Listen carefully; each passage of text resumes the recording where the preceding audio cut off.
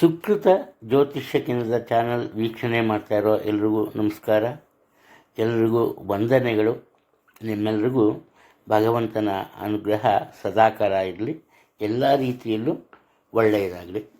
ಇಂದಿನ ದಿನಾಂಕ 2026 ಮಾರ್ಚ್ ತಿಂಗಳ 13. ಈ ದಿನದ ಪಂಚಾಂಗ ಶ್ರೀ ವಿಶ್ವಾವಸುನಾಮ ಸಂವತ್ಸರ, ಉತ್ತರಾಯಣ, ಶಿಶಿರ ಋತು, ಪಾಲ್ಗುಣ ಮಾಸ, ಕೃಷ್ಣ ಪಕ್ಷ. ಈ ದಿನ ಶುಕ್ರವಾರ ಆಗುತ್ತೆ. ದಶಮಿ ತಿಥಿ ಇದೆ. ಬೆಳಗಿನ ಜಾವ ಅಂದರೆ ಶನಿವಾರ ಬೆಳಗಿನ ಜಾವ 5:42 ಆನಂತರ ಈ ಪೂರ್ವಾಷಾಢ ನಕ್ಷತ್ರ ರಾತ್ರಿ 12:56 ಇರುತ್ತೆ. ಪೂರ್ವಾಷಾಢ ನಕ್ಷತ್ರ ಆದ ನಂತರ ಉತ್ತರಾಷಾಢ ನಕ್ಷತ್ರ ಆರಂಭ ಆಗುತ್ತೆ. ವ್ಯತಿಪಾತ ಯೋಗ ಮತ್ತು ವಣೀಕರಣ ಇದೆ. ಈ ದಿನ ಒಳ್ಳೆಯ ದಿನ. ಯಾವುದೇ ಒಂದು ಕೆಲಸವನ್ನು ಆರಂಭ ಮಾಡಬೇಕು ಅಂದರೂ ಮಾಡಿ, ಏನು ತೊಂದರೆ ಏನೂ ಆಗಲ್ಲ. ಹಾಗೆ ಹಿಂದೆ ಆರಂಭ ಮಾಡಿರೋ ಕಾರ್ಯಗಳನ್ನು ಒಂದೇ ಮನಸ್ಸಿನಿಂದ ಮುಂದುವರಿಸಿ ಅದರಲ್ಲೂ ಸಹ ನಿರೀಕ್ಷಿಸಿದಂತಹ ಯಶಸ್ಸು ದೊರೆಯುತ್ತೆ. ಯಾವುದೇ ಒಂದು ಸಂಶಯ ಇಲ್ಲ. ಇದು ಇಂದಿನ ಮುಖ್ಯವಾದಂಥ ವಿಚಾರ. ಇದಾದ ನಂತರ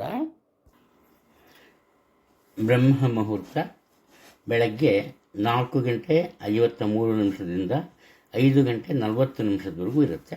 ಈ ಅವಧಿಯಲ್ಲಿ ನಾವು ಮಾಡೋ ಪೂಜೆ ಪುನಸ್ಕಾರ ಅಥವಾ ಜಪ ವಿಶೇಷವಾದಂತಹ ಫಲಿತಾಂಶಗಳನ್ನು ಕೊಡುತ್ತೆ, ಒಳ್ಳೆಯದು. ಅಭಿಜಿತ್ ಮುಹೂರ್ತ ಮಧ್ಯಾಹ್ನ 12:10 12:50 ಇರುತ್ತೆ. ಗೋಧೂಳಿ ಮುಹೂರ್ತ ಸಂಜೆ 6:25 6:50 ಇರುತ್ತೆ. ಇದಾದ ನಂತರ ಮುಖ್ಯವಾದ್ದು ದುರ್ಮುಹೂರ್ತ. ದುರ್ಮುಹೂರ್ತ ಅಂದರೆ ಈ ಅವಧಿಯಲ್ಲಿ ಯಾವುದೇ ಕೆಲಸ ಕಾರ್ಯಗಳನ್ನು ಮಾಡಲೇಬಾರದು. ಇದು ಬೆಳಗ್ಗೆ 8:55 9:40 ಇರುತ್ತೆ. ಆನಂತರ ಮಧ್ಯಾಹ್ನ 12:50 1:38 ಇರುತ್ತೆ. ಇದು ಈ ಇಂದಿನ ವಿಶೇಷವಾದಂತಹ ವಿಚಾರಗಳು. ಎಲ್ರಿಗೂ ಒಳ್ಳೆಯದಾಗುತ್ತೆ. ಎಲ್ಲಿಯವರೆಗೂ ನಾವು ಬೇರೆಯವರಿಗೆ ಸಹಾಯವನ್ನು ಮಾಡ್ತೀವೋ, ಒಳ್ಳೆಯದನ್ನು ಕೊಡ್ತೀವೋ, ಅಲ್ಲಿವರೆಗೂ ದೇವರು ಯಾವುದೋ ಒಂದು ರೂಪದಲ್ಲಿ ಬಂದು ನಮಗೆ ಖಂಡಿತ ಸಹಾಯವನ್ನು ಮಾಡ್ತಾನೆ. ಇದೇ ನಿಜಾಂಶ. ಇನ್ನು ಇಂದಿನ ರಾಶಿ ಭವಿಷ್ಯದ ಬಗ್ಗೆ ಸ್ವಲ್ಪ ಗಮನವನ್ನು ನೀಡೋಣ. ಮೇಷರಾಶಿಯವರು ಸಾಮಾನ್ಯವಾಗಿ ಇವರಿಗೆ ಬೇರೆಯವರಿಗೆ ಸಹಾಯ ಮಾಡಬೇಕು ಅನ್ನೋ ಒಂದು ಮನೋಭಾವನೆ ಇರುತ್ತೆ. ಕೇವಲ ಸಂಬಂಧಿಕರು ಅಂತಲ್ಲ, ಬೇರೆಯವರಿಗೂ ಸಹಾಯ ಮಾಡ್ತಾರೆ. ಇವರು ಬಹುದಿನದ ಹಿಂದೆ ಆತ್ಮೀಯರೊಬ್ಬರಿಗೆ ನೀಡಿದಂತಹ ಹಣ ಇನ್ನು ಮತ್ತೊಮ್ಮೆ ಇವರ ಕೈ ಸೇರುತ್ತೆ. ಇವರ ಒಂದು ಮನೋಭಾವನೆ ಹೇಗಿರುತ್ತೆ ಅಂದರೆ, ಮಾಡುವ ಪ್ರತಿ ಕೆಲಸದಲ್ಲೂ ಯಶಸ್ಸನ್ನು ಗಳಿಸಬೇಕು ಅಂತ. ಇದು ಸಾಧ್ಯವೂ ಆಗುತ್ತೆ. ಒಮ್ಮೆ ಆರಂಭಿಸಿದ ಕೆಲಸ ಕಾರ್ಯಗಳಿಂದ ಇವರು ಯಾವತ್ತೂ ತಮ್ಮ ಮನಸ್ಸನ್ನು ಅಥವಾ ಇಟ್ಟ ಗುರಿಯನ್ನು ವಾಪಸ್ಸು ಪಡೆಯಲ್ಲ. ದಂಪತಿಗಳ ನಡುವೆ ಅನಾವಶ್ಯಕವಾದಂತಹ ವಾದ ವಿವಾದ ಇರುತ್ತೆ. ಅದು ಬೇರೆಯವರ ವಿಚಾರವಾಗಿ ಇವರಿಗೆ ಸಂಬಂಧ ಪಡೆದೇ ಇರೋ ವಿಚಾರಕ್ಕೆ ಮನಸ್ತಾಪ ಉಂಟಾಗುತ್ತೆ. ಆದ್ದರಿಂದ ಸಾಧ್ಯವಾದಷ್ಟು ಸಹನೆಯಿಂದ ಇರುವುದು ಒಳ್ಳೆಯದು. ಆತುರದಿಂದ ಕೆಲಸ ಕಾರ್ಯಗಳನ್ನು ಮಾಡ್ತಾರೆ. ಆದರೂ ಕೂಡ ಆ ಕೆಲಸ ಕಾರ್ಯಗಳ ಮೇಲೆ ತಮ್ಮ ಪ್ರಭಾವವನ್ನು ಸದಾ ಬೀರಿರ್ತಾರೆ. ಇಲ್ಲಿ ಸಹನೆ ಅನ್ನೋದು ಕಡಿಮೆ. ಇವರಿಗೆ ಕೋಪ ಬೇಗ ಬರುತ್ತೆ. ಆದರೆ ಕೋಪ ಎಷ್ಟು ಬೇಗ ಬರುತ್ತೋ ಅಷ್ಟೇ ಬೇಗ ಇವರು ಸಹನೆಯಿಂದ ಮಾಮೂಲಿ ಸೈಲೆಂಟ್ ಆಗಿಬಿಡ್ತಾರೆ. ಅನಾವಶ್ಯಕವಾಗಿ ವಾದ ವಿವಾದಕ್ಕೆ ಇವರು ಆಸ್ಪದನೇ ಕೊಡಲ್ಲ. ಮಾತುಕತೆಯೇ ಇವರ ಮುಖ್ಯವಾದಂತಹ ಶಸ್ತ್ರ ಅಂತ ಹೇಳ್ಬೋದು. ಇಂತಹ ಒಂದು ಪರಿಸ್ಥಿತಿ ಎದುರಾದರೂ ಕೂಡ ಇವರ ಮಾತಿನ ಮೋಡಿಗೆ ಎಲ್ಲರೂ ತಲೆದೂಗ್ತಾರೆ. ಆ ಥರ. ಆನಂತರ ಇವರು ಪ್ರತಿಯೊಬ್ಬರನ್ನು ತುಂಬ ಗೌರವ ಭಾವದಿಂದ ಕಾಣ್ತಾರೆ. ಅದೇ ರೀತಿ ಬೇರೆಯವರಿಂದ ಇವರು ಸಹ ಗೌರವವನ್ನು ನಿರೀಕ್ಷಿಸ್ತಾರೆ. ಯಾವಾಗ ಇವರಿಗೆ ಸಲ್ಲಬೇಕಾದಂತಹ ಗೌರವ ಕಡಿಮೆ ಆಗುತ್ತೋ ಆವಾಗ ಮಾತ್ರ ಇವರು ಒಂದು ರೀತಿ ತಮ್ಮ ಸಹನೆಯನ್ನು ಕಳ್ಕೊತಾರೆ. ಒಟ್ಟಾರೆ ಇವರ ಜೀವನಕ್ಕೆ ಇವರೇ ಶಿಲ್ಪಿ. ಇವರ ಇಷ್ಟದಂತೆ ಪ್ರತಿಯೊಂದು ಕೆಲಸ ಕಾರ್ಯಗಳನ್ನು ನಡೆಸ್ಕೊಂಡು ಹೋಗ್ತಾರೆ. ಯಾವುದೇ ರೀತಿಯ ತೊಂದರೆ ಕಂಡುಬರಲ್ಲ. ವೃಷಭ ರಾಶಿಯವರು ಇವರ ಮನಸ್ಸಿನಲ್ಲಿರುವ ಅತಿ ಮುಖ್ಯವಾದಂತಹ ಯೋಜನೆಗೆ ಅಥವಾ ಈ ಯೋಚನೆಗಳಿಗೆ ಉತ್ತಮ ಕಾರ್ಯಕಲ್ಪ ಸಿಗುತ್ತೆ. ಅದು ಹೇಗಪ್ಪ ಅಂದರೆ ಆತ್ಮೀಯರ ಅಥವಾ ಕುಟುಂಬದ ಸದಸ್ಯರ ಸಹಾಯ ಸಹಕಾರ ಸಿಗುತ್ತೆ. ಇವರಿಗೆ ಹಣಕಾಸಿನ ವಿಚಾರಕ್ಕೆ ಬಂದಾಗ ಯಾವುದೇ ತೊಂದರೆ ಇರಲ್ಲ, ಒಳ್ಳೆಯ ಆದಾಯ ಇರುತ್ತೆ. ಆದರೆ ಇರುವ ಆದಾಯವನ್ನು ಹೇಗೆ ಬಳಸ್ಕೋಬೇಕು ಅನ್ನೋದರಲ್ಲಿ ಮಾತ್ರ ಉತ್ತಮ ಯೋಜನೆ ರೂಪಿಸೋದ್ರಲ್ಲಿ ಇವರು ವಿಫಲರಾಗ್ತಾರೆ. ಆದರೆ ಇವರ ಆತ್ಮೀಯರು ಇವರ ಸಹಾಯಕ್ಕೆ ನಿಲ್ತಾರೆ. ಅದರಲ್ಲೂ ಮುಖ್ಯವಾಗಿ ಇವರ ಮಕ್ಕಳಿಂದ ಹಣಕಾಸಿನ ವ್ಯವಹಾರದಲ್ಲಿ ಇವರಿಗೆ ಸಂಪೂರ್ಣ ಈ ಸಹಕಾರ ಸಿಗುತ್ತೆ. ಆದ್ದರಿಂದ ತೊಂದರೆ ಇಲ್ಲ. ಯಾವುದೇ ಒಂದು ಕೆಲಸ ಕಾರ್ಯಗಳನ್ನು ಆರಂಭ ಮಾಡಬೇಕು ಅಂದರೂ ಸರಿಯಾದ ವೇಳೆಯನ್ನು ಆಯ್ಕೆ ಮಾಡ್ಕೋತಾರೆ. ಅದರಿಂದ ಕೆಲಸ ಕಾರ್ಯದಲ್ಲಿ ಸಹ ನಿರೀಕ್ಷಿಸಿದ ಯಶಸ್ಸು ಸಿಗುತ್ತೆ. ಹಣಕಾಸಿಗೆ ಸಂಬಂಧಪಟ್ಟಂತಹ ವ್ಯವಹಾರದಲ್ಲಿ ಯಾವುದೇ ಒಂದು ತೊಂದರೆ ಇಲ್ಲ. ಆದರೆ ಬೇರೆಯವರ ಹಣಕಾಸಿನ ವ್ಯವಹಾರದಲ್ಲಿ ಸಾಕ್ಷಿದಾರರಾಗಿ ಹೋದರೆ ಮಾತ್ರ ನೀವು ಅನಿರೀಕ್ಷಿತವಾದಂಥ ಹಿನ್ನಡೆಯನ್ನು ಅಥವಾ ತೊಂದರೆಯನ್ನು ಅನುಭವಿಸಬೇಕಾಗಿ ಬರುತ್ತೆ.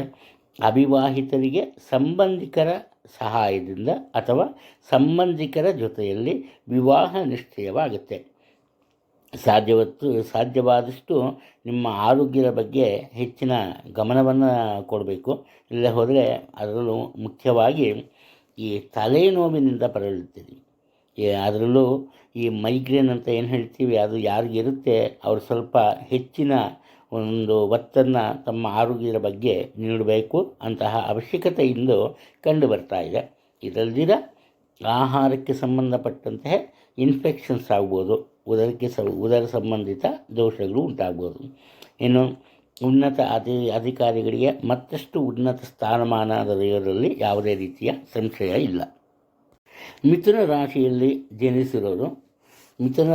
ಜನಿಸಿದವ್ರಿಗೆ ಬಹುತೇಕ ಗ್ರಹಗಳಿಂದ ಅನುಕೂಲನೆ ಕಂಡುಬರುತ್ತೆ. ಅದರಲ್ಲೂ ಇವರ ಮನಸ್ಸು ತುಂಬ ಒಳ್ಳೆಯ ಹಾದಿಯಲ್ಲಿರುತ್ತೆ, ಯಾರಿಗೂ ತೊಂದರೆ ಕೊಡಲ್ಲ. ಹಾಗೆ ವದಂತಿಗಳನ್ನು ನಂಬಲ್ಲ ಮುಖ್ಯವಾಗಿ. ಆದರೆ ಇವರಲ್ಲೊಂದು ಲೋಪ ಏನಪ್ಪ ಅಂದರೆ ದೃಢವಾದಂತಹ ಸಂಕಲ್ಪದಿಂದ ತಮ್ಮ ಕೆಲಸ ಕಾರ್ಯಗಳನ್ನು ಆರಂಭ ಮಾಡಲ್ಲ. ಆರಂಭ ಮಾಡ್ತಾರೆ, ಕೆಲಸ ಆಗುತ್ತಾ ಆಗಲಿ, ಇಲ್ಲದಿದ್ರೂ ಹೋಗಲಿ ಅನ್ನೋ ಒಂದು ಈ ಮನಸ್ಸು ಇವರಲ್ಲಿ ಇರುತ್ತೆ. ಈ ನೆಗ್ಲಿಜೆನ್ಸಿ ಅಂತ ಏನು ಹೇಳ್ತೀವಿ ಇಂಗ್ಲೀಷಲ್ಲಿ, ಅಂತಹ ಒಂದು ಮನೋಭಾವನೆ ಇರುತ್ತೆ. ಇಲ್ಲಿ ಮುಖ್ಯವಾಗಿ ಸಮಾಜ ಸೇವೆಯಲ್ಲಿ ತೊಡಗಿರೋರು, ಅಂದರೆ ಸಂಘ ಸಂಸ್ಥೆಯನ್ನು ನಡೆಸ್ತಿರೋರು, ಇಲ್ಲ ರಾಜಕೀಯದಲ್ಲಿರೋರು ಅಥವಾ ಪತ್ರಿಕೋದ್ಯಮದಲ್ಲಿ ಇರೋರು, ಇಂಥವರು ಅನಾವಶ್ಯಕವಾದಂತಹ ಈ ಭಿನ್ನಾಭಿಪ್ರಾಯಗಳಿಗೆ ಒಂದು ಕಾರಣರಾಗ್ತಾರೆ. ಹಾಗೆ ಮನಸ್ತಾಪಕ್ಕೆ ಸಹ ಇವರು ಸಿಲುಕಿಕೊಳ್ಳುವಂತಹ ಸಾಧ್ಯತೆ ಇದೆ. ಹಣಕಾಸಿನ ತೊಂದರೆ ಇರಲ್ಲ, ಆಗಲೇ ಹೇಳಿದ್ದೀನಿ. ಆದರೆ ಪಾಲುಗಾರಿಕೆಯ ವ್ಯಾಪಾರ ಇದ್ದಲ್ಲಿ ಮಾತ್ರ ಸ್ವಲ್ಪ ಎಚ್ಚರಿಕೆ ಇರಬೇಕು. ಕಾರಣ ಏನಪ್ಪ ಅಂದರೆ ನೀವು ಸರಿಯಾದ ಹಾದಿಯಲ್ಲಿದ್ದರೂ ಕೂಡ ನಿಮ್ಮ ಪಾಲುಗಾರರು ಸರಿಯಾದ ಹಾದಿಯಲ್ಲಿದ್ದಾರಾ ಅನ್ನೋದನ್ನು ನೀವು ಪರೀಕ್ಷೆ ಮಾಡಲೇಬೇಕಾಗತ್ತೆ. ಆದರೂ ಸಹ ಆತುರ ಪಡದೆ ನೀವು ಅವರ ಮನಸ್ಸನ್ನು ಅರ್ಥ ಮಾಡ್ಕೋತೀರಿ. ಹಾಗೆಯೇ ಸಮಯಕ್ಕೆ ತಕ್ಕಂತಹ ತೀರ್ಮಾನಗಳನ್ನು ತೆಗೆದುಕೊಳ್ತೀರಿ. ನಿಮಗೆ ಅನುಕೂಲ ಇಲ್ಲ ಅನ್ನುವಂತಹ ಕೆಲಸ ಕಾರ್ಯಗಳನ್ನು ಸಾಧ್ಯವಾದಷ್ಟು ಆರಂಭ ಮಾಡೋಕ್ಕೆ ಹೋಗೋದಿಲ್ಲ. ಹಾಗೆಯೇ ಕಾನೂನಿಗೆ ಸಂಬಂಧಪಟ್ಟಂತಹ ತೊಂದರೆಗಳೇನಾದ್ರು ಇದ್ದರೆ ಅದರಲ್ಲೂ ಮನೆತನದ ಅಥವಾ ಕುಟುಂಬದ ಭೂ ವಿಚಾರದಲ್ಲಿ ತೊಂದರೆ ಇದ್ದರೆ ಅದನ್ನು ಮಾತುಕತೆಯ ಮೂಲಕ ಪರಿಹರಿಸಿಕೊಳ್ಳುವಂತಹ ಸಾಧ್ಯತೆ ಕಂಡುಬರುತ್ತೆ. ತಪ್ಪು ಮಾಡಲ್ಲ ನೀವು, ಅದೇ ಒಂದು ಸಣ್ಣ ತಪ್ಪಾದರೂ ಕೂಡ ಹೆಚ್ಚಿನ ಮಟ್ಟದಲ್ಲಿ ಯೋಚನೆಯನ್ನು ಮಾಡ್ತೀರಿ. ಈ ರೀತಿ ಮಾಡಬಾರ್ದಾಗಿತ್ತು ಅಂತಹ ಒಂದು ಭಾವನೆ ನಿಮ್ಮ ಮನಸ್ಸಿನಲ್ಲಿ ಬರುತ್ತೆ. ಒಟ್ಟಾರೆ ಎಲ್ಲರ ಈ ಮನಸ್ಸನ್ನು ಗೆಲ್ಲೋದ್ರಲ್ಲಿ ನೀವು ಸಫಲರಾಗ್ತೀರಿ. ಕಟಕ ರಾಶಿಯಲ್ಲಿ ಜನಿಸಿರೋರು, ಇವರಿಗೆ ಪ್ರಯಾಣ ಮಾಡುವ ಅದರಲ್ಲೂ ದೀರ್ಘಕಾಲದ ಪ್ರಯಾಣ ಮಾಡುವಂತಹ ಅವಕಾಶ ಸಿಗುತ್ತೆ. ಇವರು ಕಾಯ್ತಾ ಇರ್ತಾರೆ, ಇರೋ ಕಡೆ ಇದ್ದು ಬೇಸರ ಇರುತ್ತೆ, ಒಂದೇ ರೀತಿಯ ಕೆಲಸ ಕಾರ್ಯಗಳನ್ನು ಮಾಡಿ ಬೇಸರ ಇರುತ್ತೆ. ಇಂತಹ ಸಂದರ್ಭದಲ್ಲಿ ಉದ್ಯೋಗ ಕ್ಷೇತ್ರದಲ್ಲಿನೇ ಇವರ ಒಂದು ಬದಲಾವಣೆ ಉಂಟಾಗುತ್ತೆ. ದೂರದ ಊರಿಗೆ ಉದ್ಯೋಗ ನಿಮಿತ್ತ ಪ್ರಯಾಣ ಬೆಳೆಸ್ತಾರೆ. ಆದರೆ ಪ್ರಯಾಣದ ವೇಳೆ ಎಚ್ಚರಿಕೆಯಿಂದ ಇರೋದು ಒಳ್ಳೆಯದು. ಕಾರಣ ಏನಪ್ಪ ಅಂದರೆ ಆ ವೇಳೆಯಲ್ಲಿ ಇವರಿಗೆ ಅತಿಯಾಗಿ ಇಷ್ಟವಾಗಿರುವಂತಹ ವಸ್ತುವೊಂದು ಅಥವಾ ಪದಾರ್ಥವೊಂದು ಕಳುವಾಗುವಂತಹ ಸಾಧ್ಯತೆ ಕಂಡು ಬರ್ತಾ ಇದೆ.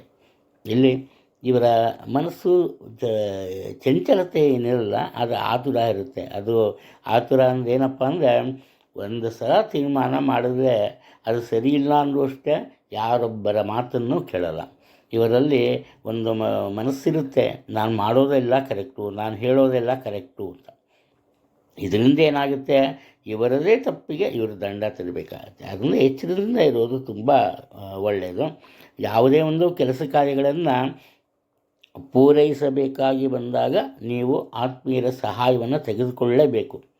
ಇಲ್ಲದೆ ಹೋದರೆ ನಿಮ್ಮ ಆತ್ಮೀಯರೇ ನಿಮ್ಮ ಪ್ರಗತಿಗೆ ಅಡ್ಡಗಾಲ ಆಗ್ತಾರೆ. ಆದ್ದರಿಂದ ದೊರೆಯುವ ಎಲ್ಲ ಅನುಕೂಲತೆಗಳು ಒಬ್ಬರಿಗೆ ಅಲ್ಲ ಅನ್ನೋ ಒಂದು ವಿಚಾರ ನಿಮಗೆ ತಿಳಿದಿರೋದು ಒಳ್ಳೆಯದು. ವಿವಾಹವಾದ ನವದಂಪತಿಗಳಲ್ಲಿ ವಿಶೇಷವಾದಂತಹ ಬದಲಾವಣೆಗಳು, ಅವರ ಜೀವನದಲ್ಲಿ ಬದಲಾವಣೆಗಳು ಕಂಡುಬರುತ್ತೆ.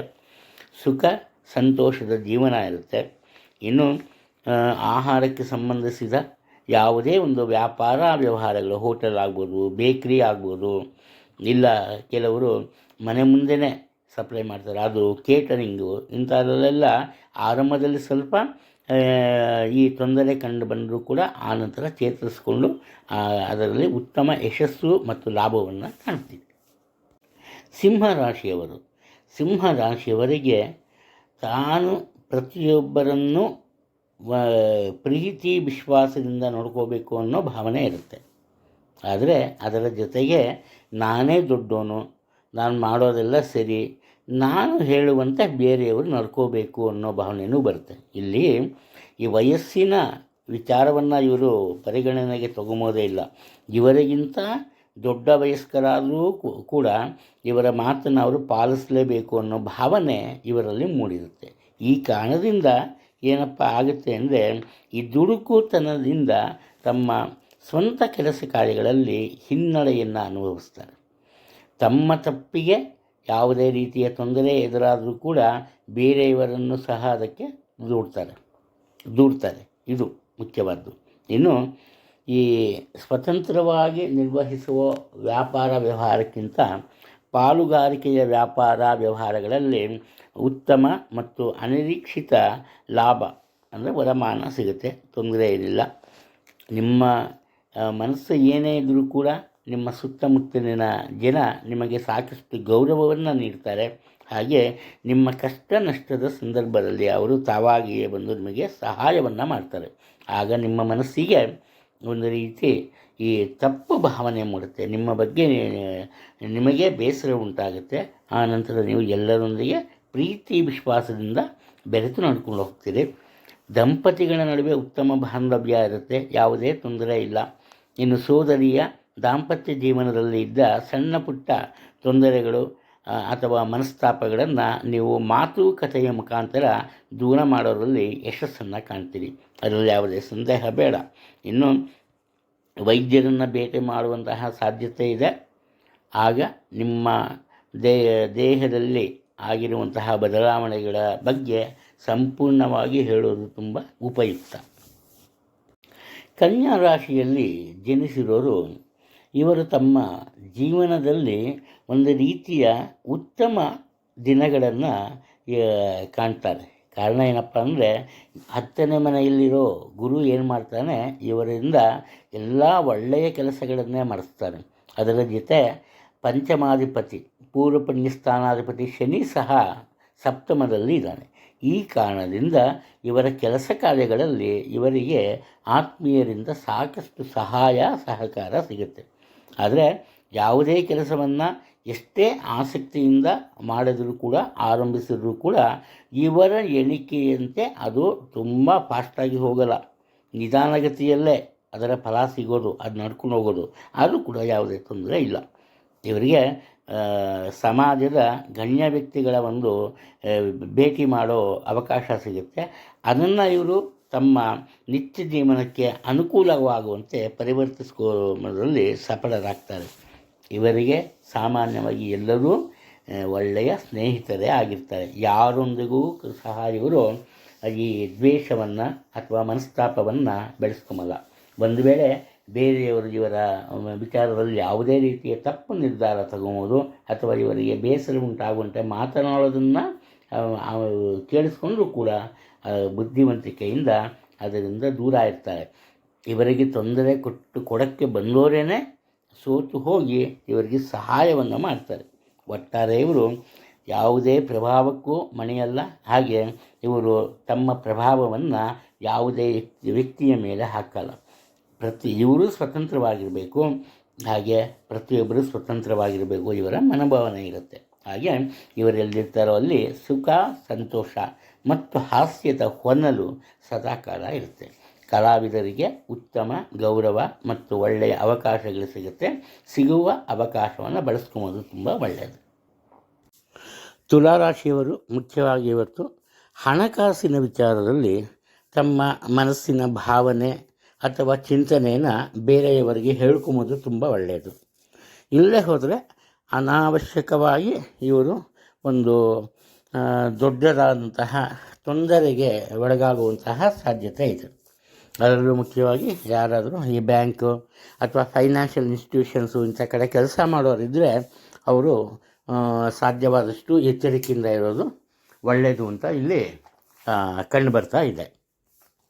ಆದರೆ ಇವರ ಕಷ್ಟ ನಷ್ಟದ ವೇಳೆಯಲ್ಲಿ ಇವರಿಗೆ ಒಳ್ಳೆಯ ಮಾರ್ಗದರ್ಶನ ಗುರು ಹಿರಿಯರಿಂದ ಸಿಗುತ್ತೆ. ಆದ್ದರಿಂದ ಆಪತ್ತಿನಿಂದ ಪಾರಾಗುವಂತಹ ಸಾಧ್ಯತೆಗಳಿವೆ. ಇನ್ನು ದಂಪತಿಗಳ ನಡುವೆ ಪರಸ್ಪರ ಒಳ್ಳೆಯ ಭಾವನೆ ಇದ್ದರೂ ಕೂಡ ಅನಾವಶ್ಯಕ ವಿಚಾರಕ್ಕೆ ಭಿನ್ನಾಭಿಪ್ರಾಯಗಳಿರುತ್ತೆ. ಅದರಲ್ಲೂ ಮುಖ್ಯವಾಗಿ ಈ ಕೌಟುಂಬಿಕ ಸಮಸ್ಯೆಗಳ ಬಗ್ಗೆ ಭಿನ್ನಾಭಿಪ್ರಾಯ ಇರುತ್ತೆ. ಅದನ್ನು ಸರಿಪಡಿಸೋದು ಹೇಗೆ ಅಂತಿರ್ಬೋದು, ಅಥವಾ ಆಗ್ತಾ ಇರೋ ಖರ್ಚು ವೆಚ್ಚಗಳನ್ನು ಕಮ್ಮಿ ಮಾಡೋದು ಹೇಗೆ ಇರ್ಬೋದು. ಇಂಥದ್ದು ಒಂಥರ ಈ ಸಿಲ್ಲಿ ಮ್ಯಾಟರ್ಸ್ ಅಂತ ಅಂದ್ಕೋಬೋದು. ಇನ್ನು ಮಕ್ಕಳ ವಿಚಾರಕ್ಕೆ ಬಂದಾಗ ಯಾವುದೇ ಒಂದು ತೊಂದರೆ ಇರೋಲ್ಲ.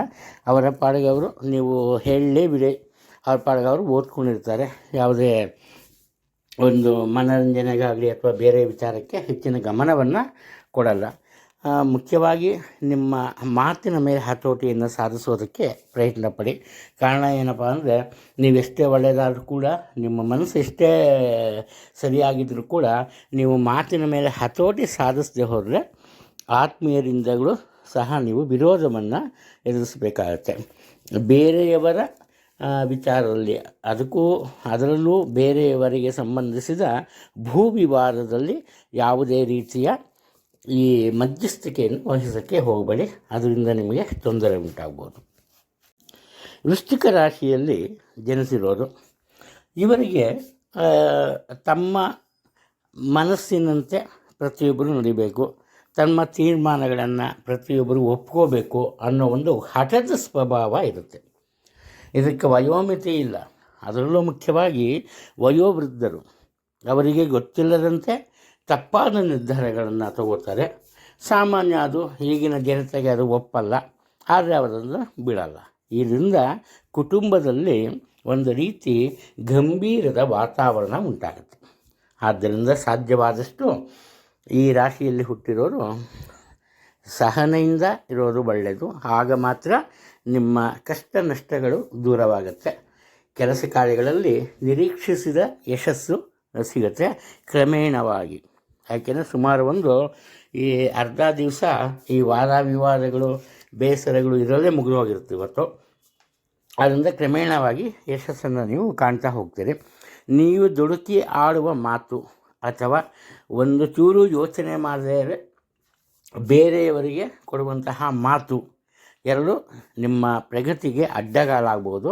ಆದ್ದರಿಂದ ಅದರ ಬಗ್ಗೆ ಎಚ್ಚರಿಕೆಯನ್ನು ವಹಿಸಿ. ನಿಮ್ಮ ಮನಸ್ಸಿನಲ್ಲಿ ಧನಾತ್ಮಕ ಚಿಂತನೆಗಳಿರುತ್ತೆ.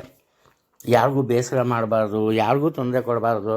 ಹಾಗೆ ನೀವು ಜೀವನದಲ್ಲಿ ಮುಂದೆ ಬರೋದಲ್ದಿರ ಬೇರೆಯವ್ರಿಗೂ ಒಳ್ಳೆಯದಾಗಬೇಕು ಅನ್ನೋ ಭಾವನೆ ಇರುತ್ತೆ. ಆದರೆ ಅದನ್ನು ನೀವು ಸರಿಯಾಗಿ ವ್ಯಕ್ತಪಡಿಸೋದಕ್ಕೆ ಸಾಧ್ಯ ಆಗಲ್ಲ. ಇದರಿಂದ ಆತುರಕ್ಕೆ ಒಳಗಾಗೋದ್ರ ಬದಲು ಸಹನೆಯಿಂದ ಬೇರೆಯವರ ಜೊತೆ ಕಲಿತು ಮಾತುಕತೆಯಿಂದ ನಿಮ್ಮ ಭಿನ್ನಾಭಿಪ್ರಾಯ ಪರಿಹರಿಸ್ಕೊಳ್ಳಿ.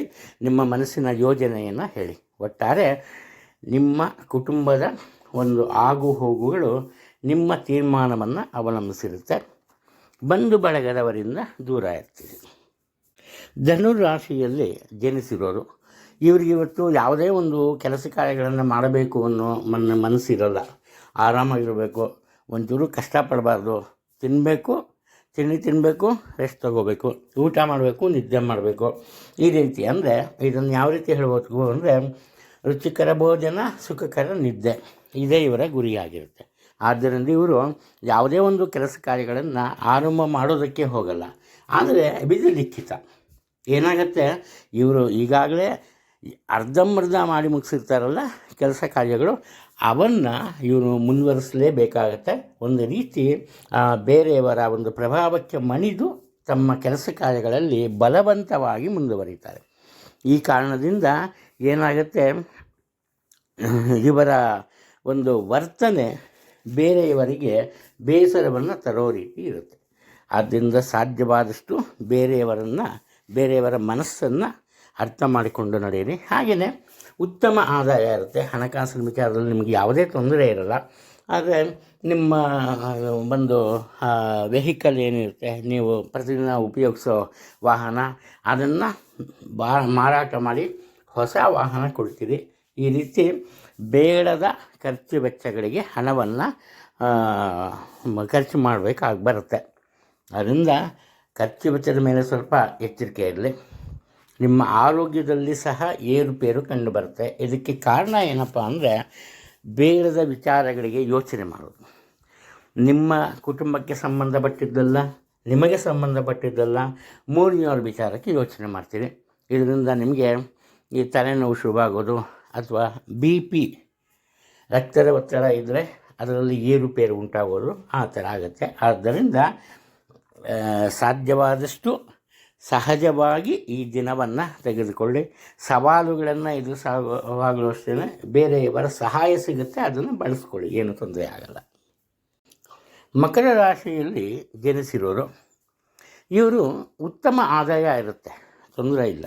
ಹಾಗೆಯೇ ಸ್ವಂತ ಉದ್ಯಮ ನಡೆಸ್ತಿರೋರಿಗೂ ಸಹ ನಿರೀಕ್ಷೆಗೂ ಮೀರಿದ ಲಾಭ ಇರುತ್ತೆ. ಇಲ್ಲಿ ಉದ್ಯೋಗದಲ್ಲಿ ಇದ್ದವ್ರಿಗೂ ಒಳ್ಳೆಯದಿರುತ್ತೆ. ಆದರೂ ಕೂಡ ಇವರ ಮನಸ್ಸಿನಲ್ಲಿ ಹಣಕಾಸಿನ ವಿಚಾರದಲ್ಲಿ ಒಂದು ರೀತಿ ಸಂತೃಪ್ತಿ ಇರಲ್ಲ. ಇನ್ನೂ ಹೆಚ್ಚಿನ ಒಂದು ಆದಾಯ ಬೇಕು, ಇನ್ನೂ ಹಣದ ಅವಶ್ಯಕತೆ ಜಾಸ್ತಿ ಆಗಬಹುದು ಅನ್ನೋ ಊಹೆ ಇರುತ್ತೆ. ಈ ಕಾರಣದಿಂದ ಬಿಡುವಿಲ್ಲದಂತೆ ನಿಮ್ಮ ಈ ವಿಶ್ರಾಂತಿಯ ವೇಳೆಯಲ್ಲಿ ಸಹ ಕೆಲಸ ಕಾರ್ಯಗಳನ್ನು ಮಾಡೋದಕ್ಕೆ ಆರಂಭ ಮಾಡ್ತೀರಿ. ಇದು ಅಲ್ಪ ಪ್ರಮಾಣದಲ್ಲಿ ನಿಮ್ಮ ಆರೋಗ್ಯದ ಮೇಲೆ ಪ್ರಭಾವ ಬೀರುತ್ತೆ. ಇನ್ನು ನಿಮ್ಮ ತಪ್ಪುಗಳನ್ನು ಮರೆಮಾಚಿ ಕುಟುಂಬದ ಹಿರಿಯರನ್ನು ವಿರೋಧಿಸ್ತೀರಿ. ಈ ಕಾರಣದಿಂದ ಮುಖ್ಯವಾಗಿ ನಿಮ್ಮ ತಂದೆಯವರ ಜೊತೆ ವಾದ ವಿವಾದ ಅಥವಾ ಮನಸ್ತಾಪ ಉಂಟಾಗುತ್ತೆ. ಇದು ಬಹು ಕಾಲ ಇರಲ್ಲ, ನಿಮ್ಮ ತಾಯಿಯವರ ಮಧ್ಯಸ್ಥಿಕೆಯಿಂದ ಬಗೆಹರಿಯುತ್ತೆ. ನಿಮ್ಮ ತಪ್ಪನ್ನು ಮುಚ್ಚಿಡೋದ್ರ ಬದಲು ತಪ್ಪನ್ನು ಸರಿಪಡಿಸ್ಕೊಂಬಕ್ಕೆ ಪ್ರಯತ್ನ ಪಡ್ತು ಅಂದರೆ ಹೊಸ ರೀತಿಯ ಅವಕಾಶಗಳು ನಿಮ್ಮನ್ನು ಹುಡುಕಿಕೊಂಡು ಬರುತ್ತೆ. ಉದ್ಯೋಗ ಕ್ಷೇತ್ರಕ್ಕೆ ಬಂದಾಗ ಅಲ್ಲಿ ಅನಿರೀಕ್ಷಿತ ಬೆಳವಣಿಗೆಗಳು ಉಂಟಾಗುತ್ತೆ. ನಿಮಗೆ ಸಲ್ಲಬೇಕಾದಂತಹ ಸ್ಥಾನಮಾನ ಬೇರೆಯವರ ಪಾಲಾಗುತ್ತೆ. ಈ ಒಂದು ಬೆಳವಣಿಗೆಯನ್ನು ನೀವು ಒಪ್ಕೊಳ್ಳೇಬೇಕಾಗತ್ತೆ. ಕಾರಣ ಏನಪ್ಪ ಅಂದರೆ ಕೆಲಸ ಮಾಡೋದು ಒಂದು ಅನಿವಾರ್ಯವಾದ ಭಾಗವಾಗಿರುತ್ತೆ ನಿಮ್ಮ ಜೀವನದಲ್ಲಿ. ಮಕ್ಕಳ ಶಿಕ್ಷಣದ ಬಗ್ಗೆ ಹೆಚ್ಚು ಗಮನವನ್ನು ಕೊಡಿ. ಹಾಗೆ ಅವರಿಗೆ ವಿದೇಶದಲ್ಲಿ ವಿದ್ಯಾಭ್ಯಾಸ ಮುಂದುವರಿಸುವಂತಹ ಅವಕಾಶ ದೊರೆತರೆ ಅದಕ್ಕೆ ಬೇರೆಯವರ ಸಹಾಯ ಸಿಗುತ್ತೆ. ಹಿಂಜರಿಬೇಡಿ, ಬೇರೆಯವರ ಬಳಿ ಮಾತನಾಡಬೇಕು.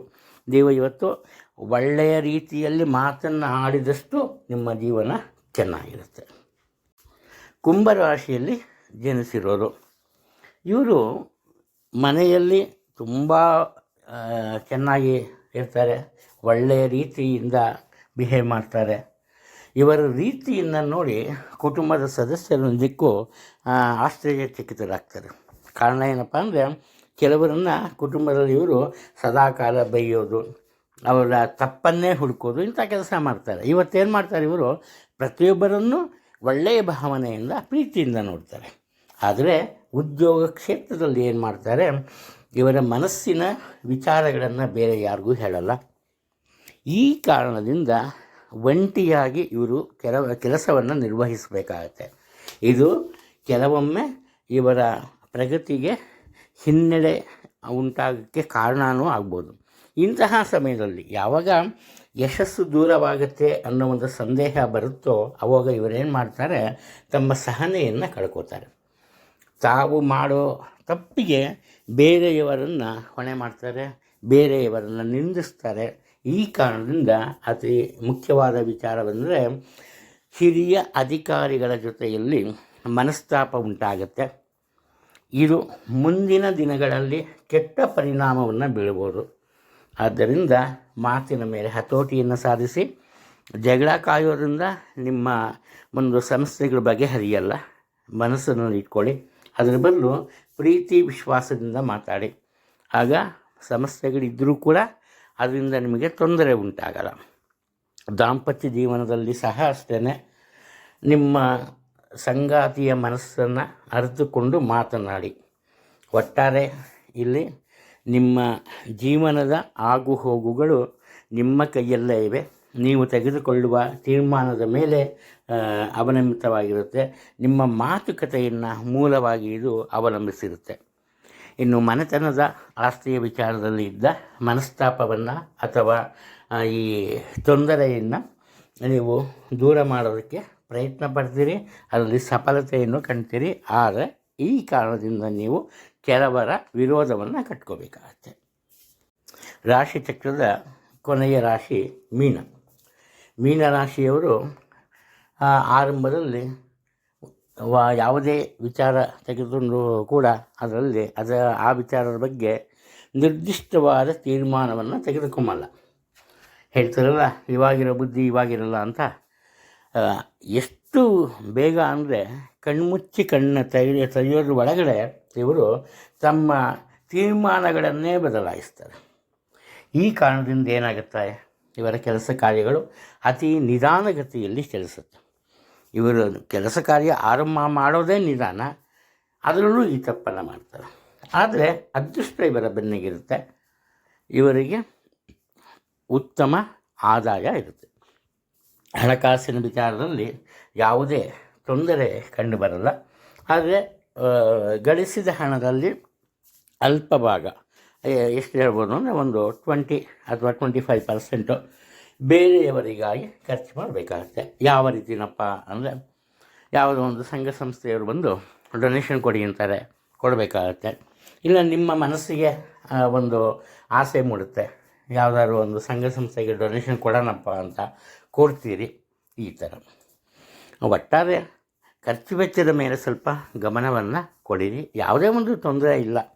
ಈ ಉದ್ಯೋಗ ಕ್ಷೇತ್ರದಲ್ಲಿ ಸಹ ಅಷ್ಟೇ, ಇಲ್ಲಿಯವರೆಗೂ ಇದ್ದ ಕೆಲವೊಂದು ಅಡ್ಡಿ ಆತಂಕಗಳು ದೂರವಾಗುತ್ತೆ. ನಿಮ್ಮ ಹಿರಿಯ ಅಧಿಕಾರಿಗಳ ಸಹಾಯ ಸಹಕಾರ ಮೇಲಾಗಿ ಉತ್ತಮ ಮಾರ್ಗದರ್ಶನ ಸಿಗುತ್ತೆ. ಆದ್ದರಿಂದ ಸೋಲು ಅನ್ನೋದು ನಿಮ್ಮಿಂದ ದೂರನೇ ಉಳಿಯುತ್ತೆ. ಇನ್ನು ನಿಮ್ಮ ಆರೋಗ್ಯದ ಬಗ್ಗೆ ಗಮನವನ್ನು ಕೊಡಿ.